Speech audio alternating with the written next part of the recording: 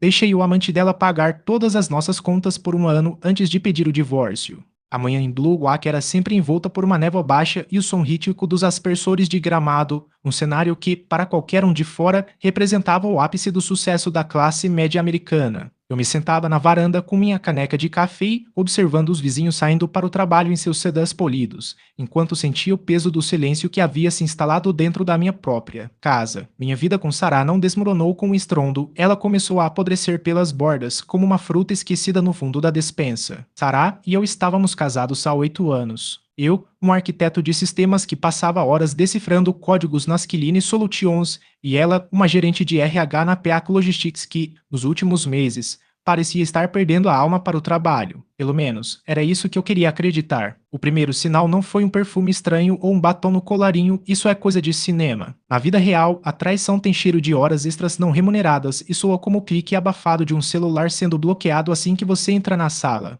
A densidade desse segredo começou a me sufocar em uma terça-feira comum. Sarah alegou que teria um treinamento intensivo na PEAC e que não chegaria antes das 22 horas. Eu estava na cozinha, limpando os restos de um jantar solitário, quando o iPad da família, que costumava ficar na bancada para receitas, começou a apitar freneticamente. O e-messagem dela ainda estava conectado. Eu não sou um homem invasivo, mas quando vi o nome Mark surgir na tela com uma sequência de emojis que não pertencem a um ambiente corporativo, algo dentro de mim quebrou de forma silenciosa e definitiva. Mark não era um estranho total. Eu o conhecia das festas de Bile, ele era o corretor de imóveis que sempre falava alto demais sobre suas comissões e usava relógios que claramente custavam mais do que ele podia pagar. Ao ler aquelas mensagens, descobri que minha casa, o lugar onde eu relaxava após dias exaustivos de trabalho, estava sendo invadida. Eles não se encontravam apenas em hotéis baratos de beira de estrada. Mark aproveitava as tardes em que eu estava preso em reuniões nas Quiline para estacionar seu SUV luxuoso a 2 quadras de distância e caminhar até a nossa porta. A fúria inicial foi substituída por uma frieza analítica que só anos lidando com lógica de programação podem proporcionar. Eu percebi que Sarah não sentia apenas atração por Mark, ela sentia inveja da suposta liberdade financeira que ele exalava. Mark se vendia como um macho alfa provedor, o homem que resolvia problemas com o talão de cheques. Foi ali, sentado no escuro da sala, iluminado apenas pela luz azul do iPad, que o esboço do meu plano começou a tomar forma. Se Mark queria tanto ser o homem daquela casa, eu daria a ele a oportunidade de sustentar cada tijolo dela. Eu sabia que um divórcio comum, naquela altura, me deixaria emocionalmente destruído e financeiramente vulnerável. A legislação estadual não seria gentil com meus bens acumulados. Então, decidi que não haveria confronto, nem gritos, nem malas jogadas na calçada. Pelo menos, não ainda. Eu precisava que eles acreditassem que eu era o elo fraco, o marido provedor que estava falhando. Eu comecei a cultivar uma imagem de derrota. No dia seguinte, cheguei em casa com os ombros caídos e uma expressão de pavor, dizendo a Sarah que as Quiline Solutions estava passando por uma auditoria severa e que meu bônus de performance, dinheiro que mantinha nosso padrão de vida no Blue Wack, havia sido congelado por tempo indeterminado. Eu vi o brilho de decepção nos olhos dela, seguido por um cálculo rápido. Ela não me confortou, ela apenas perguntou como pagaríamos a hipoteca e as prestações da minha Ford F-150. Eu não sei, Sarah, eu respondi, forçando um tremor na voz. A menos que você consiga um aumento. Outra fonte de renda, podemos perder tudo em 6 meses. Eu joguei a isca e recuei para as sombras, observando enquanto ela corria para o banheiro para digitar freneticamente para Mar. O jogo estava oficialmente começando, e o amante da minha esposa não tinha ideia de que estava prestes a se tornar o meu maior investidor involuntário.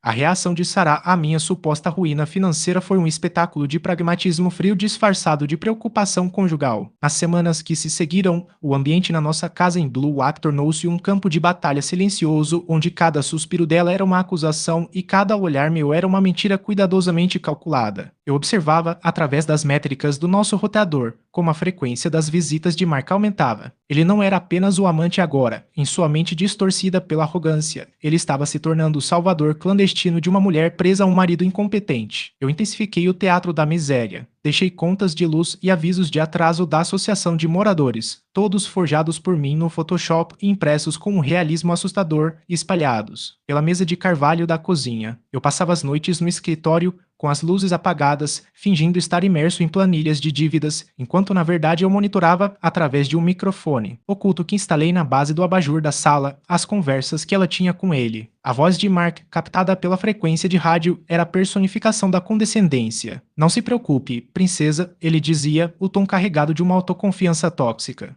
Aquele fracassado não consegue nem manter o teto sobre a sua cabeça. Eu cuido disso. Quanto é o déficit este mês? E assim, o fluxo de caixa começou. O primeiro empréstimo de Mark para Sarah foi de $4.000, destinados a cobrir o que ela pensava ser 3 meses de atraso na hipoteca. Eu vi a transferência entrar na nossa conta conjunta e no mesmo dia, movi cada centavo para uma conta privada nas Ilhas Caimã que eu havia aberto meses antes, deixando o saldo da nossa conta principal perigosamente perto de zero para manter a ilusão de escassez. O que Sarah não percebia, em sua pressa de ser resgatada, era a densidade da armadilha que eu estava tecendo. Eu não queria apenas o dinheiro dele, eu queria o esgotamento total da sua liquidez. Comecei a inventar taxas emergenciais de condomínio e reparos estruturais inexistentes no telhado da casa. Eu até sabotei deliberadamente o sistema de aquecimento central durante uma frente fria de novembro, sabendo que o custo de um reparo urgente em um feriado seria astronômico. Sarah, em pânico com o frio, ligou para Mark. E Mark, querendo manter seu status de provedor supremo, pagou por um sistema novo de última geração, instalado por uma empresa de amigos meus que, por baixo dos panos, me devolveram metade do valor, em dinheiro vivo. Eu vivia em um estado de dissociação constante. Durante o dia, eu era o Thomas, um marido melancólico e quebrado que comia cereais baratos no jantar para economizar. Noite, eu era o estrategista que documentava cada centavo, cada mensagem de texto, cada áudio onde Mark zombava da minha masculinidade enquanto pagava pela minha Netflix, pelo meu plano de saúde e pelas parcelas da minha caminhonete. A sensação era de uma justiça poética quase divina. Eu estava sendo traído, sim, mas estava sendo remunerado por isso com uma taxa de consultoria que nenhum arquiteto de sistemas no mundo jamais sonhou em receber. A densidade desse jogo começou a pesar na minha sanidade. Havia momentos em que eu via Sarah sorrindo para o celular e sentia uma pontada de ódio tão profunda que minhas mãos tremiam, mas eu canalizava essa energia para a planilha. Eu calculava o ROI, o retorno sobre o investimento, da minha própria humilhação. Se eu suportasse mais um mês de olhares de desprezo dela, eu poderia garantir mais $5.000 de Mark. Era um negócio frio. Eu estava alugando a lealdade da minha esposa para um homem que achava que estava comprando a vida dela, quando, na verdade, ele estava apenas financiando a minha liberdade futura. Mark começou a ficar impaciente. Ele queria que Sarah me deixasse, mas eu precisava de mais tempo. Eu precisava que o ciclo fiscal terminasse para que eu pudesse declarar falência pessoal de uma forma que me protegesse e destruísse a credibilidade dele junto aos bancos. Em nossas raras conversas, eu plantava sementes de dúvida em Sarah. Sabe, Sarah, se um dia nos separarmos, eu não teria nada para te dar. Eu estou no fundo do poço. Ainda bem que temos um ao outro, certo? Isso a enviava direto para os braços dele, implorando por mais segurança financeira, e Mark, preso na própria narrativa de herói, continuava assinando os cheques. Ele não sabia, mas cada dólar que ele enviava era um prego a menos no meu caixão e um prego a mais no dele. Eu estava pronto para o ato final, mas o cenário precisava de uma última peça, a prova inegável de que ele estava lavando dinheiro de suas comissões imobiliárias para sustentar o estilo de vida da amante, e eu sabia exatamente onde procurar.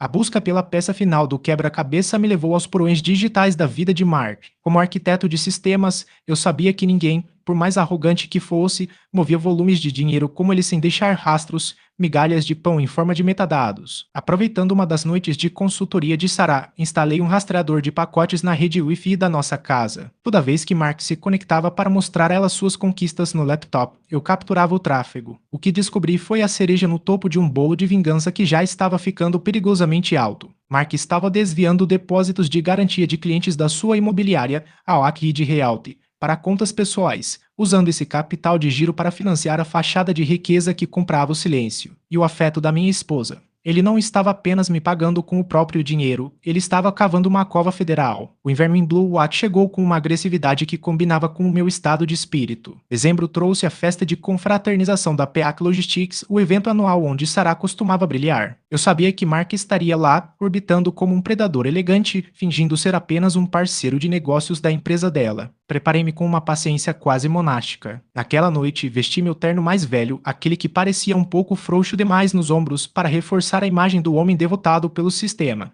No carro, a caminho do evento, Sarah mal olhou para mim. Ela estava ocupada retocando o batom e digitando o que eu sabia ser um aviso para Mark. Ele está comigo. Haja naturalmente. O salão do Grand Oak Hotel estava decorado com uma opulência que me causava náuseas, considerando que eu sabia exatamente quanto daquela falsa alegria era financiada por mentiras. Quando avistei Mark do outro lado da sala, segurando um copo de bourbon e rindo com o CEO da PEAC, senti um surto de adrenalina. Ele me viu e lançou aquele sorriso de lado, o sorriso de quem sabe que possui algo que é seu. Ele se aproximou, estendeu a mão e, com uma audácia que beirava a psicopatia, disse: Thomas, sinto muito saber dos seus problemas na Skilline. Se precisar de uma indicação para algum cargo de entrada na área de vendas, sabe onde me encontrar. Eu apertei a mão dele. Estava quente e úmida. Agradeço, Mark. Você não imagina o quanto sua ajuda tem sido fundamental para manter nossa família de pé este ano, respondi, mantendo contato visual um segundo a mais do que o confortável. Sarah empalideceu, mas Mark apenas riu, achando que eu era um idiota grato pela caridade que ele fazia através dela. A densidade do ar naquela sala parecia aumentar a cada minuto. Eu tinha no meu bolso um pendrive que continha não apenas as provas da traição, mas o rastro completo da fraude financeira de Mark e os extratos da conta conjunta onde Sarah depositava o dinheiro que ele mandava, dinheiro que eu já havia movido para minha reserva de liberdade. Eu não faria uma cena ali. Eu sou um homem de sistemas, eu prefiro uma execução limpa e automatizada. O clímax começou na manhã seguinte, o dia em que eu decidi que o contrato de um ano de financiamento de Mark havia expirado. Acordei antes de Sarah, preparei o café e deixei 3 envelopes sobre a ilha de granito da cozinha, dispostos com uma simetria militar. O primeiro envelope era para ela. Continha as fotos coloridas em alta definição dos dois em nosso próprio quarto, os prints das mensagens de Mark zombando da minha pobreza e a notificação de despejo imediato. Eu já havia assinado um contrato de rescisão do aluguel da casa, que estava no meu nome, e movido todas as minhas coisas para um depósito durante as horas em que ela jurava estar no RH. O segundo envelope era uma cópia da denúncia protocolada na Receita Federal e no Conselho de Ética Imobiliária, detalhando cada desvio de Mark. O terceiro envelope era o mais satisfatório. Era uma planilha, uma auditoria completa de cada dólar que Mark depositou para nós nos últimos 12 meses. No final, havia um cálculo de juros por danos morais que zerava qualquer caim que Sarah pudesse ter sobre meus ativos. Saí de casa às 7h30 da manhã. Estacionei minha F-150 a uma quadra de distância e esperei. 20 minutos depois, ouvi o primeiro grito. Não foi um grito de tristeza. Foi o som do colapso de um castelo de cartas construído sobre lama. Vi Sarah sair pela porta da frente, tentando desesperadamente ligar para Mark, sem saber que, naquele exato momento, 2 agentes do Conselho Regional estavam entrando no escritório dele com uma ordem de suspensão. Eu liguei o motor, senti o calor do aquecedor que Mark havia apagado e comecei a dirigir para fora de Blue Oak. O sol estava finalmente rompendo a névoa e pela primeira vez em um ano, o silêncio no meu carro não era pesado. Era leve. Era o som da dívida quitada. A estrada à minha frente parecia se estender ao infinito, uma fita de asfalto cinza cortando a paisagem suburbana que eu agora deixava para trás. No espelho retrovisor, as casas de Blue Oak encolhiam até se tornarem meras miniaturas de uma vida que eu não reconhecia mais como minha. Eu não sentia a euforia histérica que os filmes costumam retratar. O que eu sentia era uma exaustão lúcida, o tipo de calma que um cirurgião sente após uma operação de 12 horas onde o paciente, contra todas as probabilidades, sobreviveu, mesmo que tenha perdido um membro no processo. Eu sabia que o caos em casa estava apenas no primeiro ato. Sarah, em seu desespero, certamente tentaria ir até o escritório de Mark apenas para encontrar a Wakid realta e cercada por um silêncio sepulcral e olhares acusadores. Eu havia enviado o dossiê para os sócios dele exatamente 30 minutos antes de sair de casa. Conhecendo a estrutura de poder daquela imobiliária, eu sabia que eles cortariam os laços com Mark com a velocidade de uma guilhotina para salvar a própria reputação. Mark não era apenas um amante sendo exposto, ele era agora um risco financeiro radioativo. Estacionei em um posto de gasolina na saída da rodovia para descartar o chip do meu celular antigo. Eu já tinha um novo, com um número que apenas meu advogado de divórcio e meu gerente de banco possuíam. Enquanto caminhava até a lixeira, meu relógio notificou um último e-mail vindo da câmera do meu escritório em casa, que eu ainda não havia desativado. Por pura curiosidade clínica, abri a imagem. A cena era patética. Sarah estava sentada no chão da cozinha, cercada pelos papéis que eu deixei. Ela não estava chorando pela perda do nosso casamento.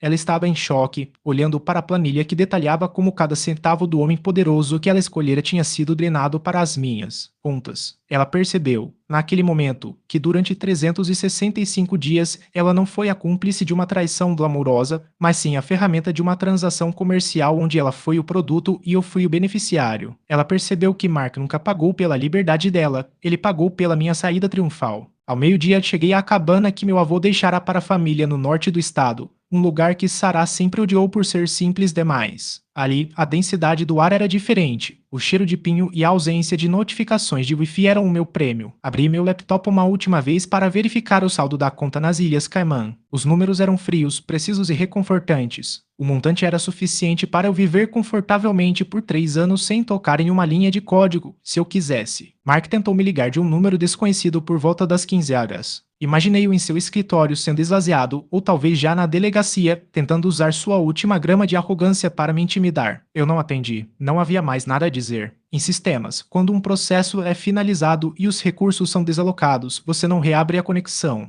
Você simplesmente fecha o log. A vingança, no final das contas, não é sobre ver o outro sofrer, é sobre o momento em que você recupera a agência sobre sua própria narrativa. Eu havia sido coadjuvante na fantasia deles por tempo demais. Agora, enquanto o sol se punha sobre as árvores, eu era o único autor que restava. Sarah ficaria com as dívidas emocionais, Mark ficaria com as dívidas legais, e eu ficaria com o silêncio. E o silêncio, descobri, era o ativo mais valioso que eu já possuí. Fechei o laptop. A história de Thomas, o marido traído de Blue Oak, estava oficialmente encerrada. A história do homem que eu seria a partir de agora estava apenas começando, escrita em uma página limpa, paga integralmente pelo homem que achou que podia me substituir. O silêncio na cabana foi interrompido, 2 dias depois, pelo som de um motor subindo a trilha de cascalho. Eu não entrei em pânico. Sabia que, apesar de toda a minha limpeza digital, Sarah conhecia este lugar. Ela apareceu na porta com a aparência de quem tinha atravessado um furacão, o cabelo sem o corte impecável do Blue Oak, as roupas amassadas e os olhos vermelhos.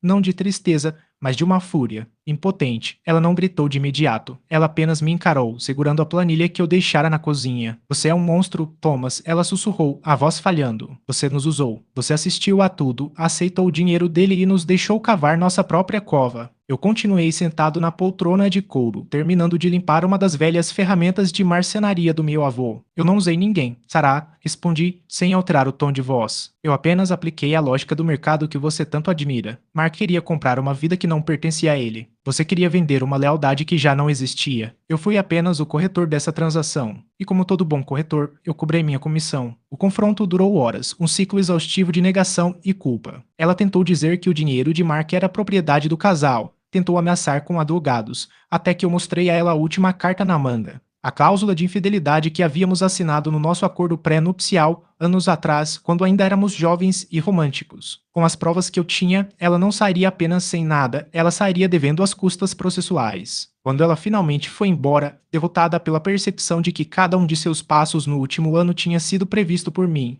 eu senti o capítulo se fechar de verdade. Mas o final épico não aconteceu naquela cabana. Aconteceu 6 meses depois, em um tribunal federal. Fui convocado como testemunha técnica no caso de fraude contra Mark. Eu entrei naquele tribunal usando um terno, sob medida, pago com os bônus que a Skilline Solutions me deu por um novo software de segurança que desenvolvi, ironicamente inspirado nos métodos que usei para rastreá-lo. Mark estava sentado à mesa da defesa, as bochechas encurvadas, a arrogância substituída por um terror cinzento. Ele tinha perdido a licença, a casa e a dignidade. Quando nossos olhos se cruzaram, eu não senti ódio. Senti a satisfação de um arquiteto olhando para um prédio que desabou exatamente onde os cálculos de engenharia previram que ele cairia. Ao sair do tribunal, encontrei Sarah no corredor. Ela estava trabalhando como assistente administrativa em uma firma de advocacia de baixo escalão, muito longe do glamour da PAC Logistics. Ela me parou, o olhar vazio. Valeu a pena, Thomas? Destruir a vida de 2 pessoas por dinheiro? Eu parei, ajustei meu relógio e olhei para o horizonte da cidade, onde o sol se refletia nos prédios de vidro. Eu não destruí nada, Sarah. Eu apenas acendi a luz. Vocês é que estavam dançando no escuro em cima de um precipício. Caminhei até o meu novo carro, um modelo elétrico silencioso e potente. No console central,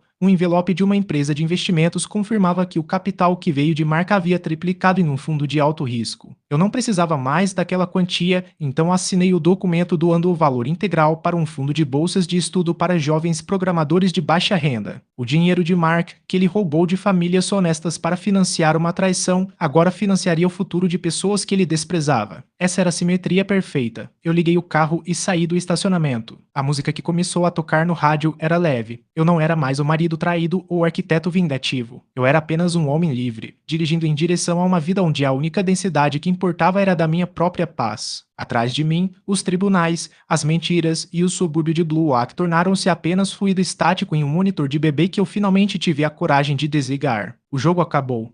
Pela primeira vez, a casa não venceu. Eu venci. Se você gostou dessa história, deixe seu gostei e inscreva-se no canal. Até a próxima!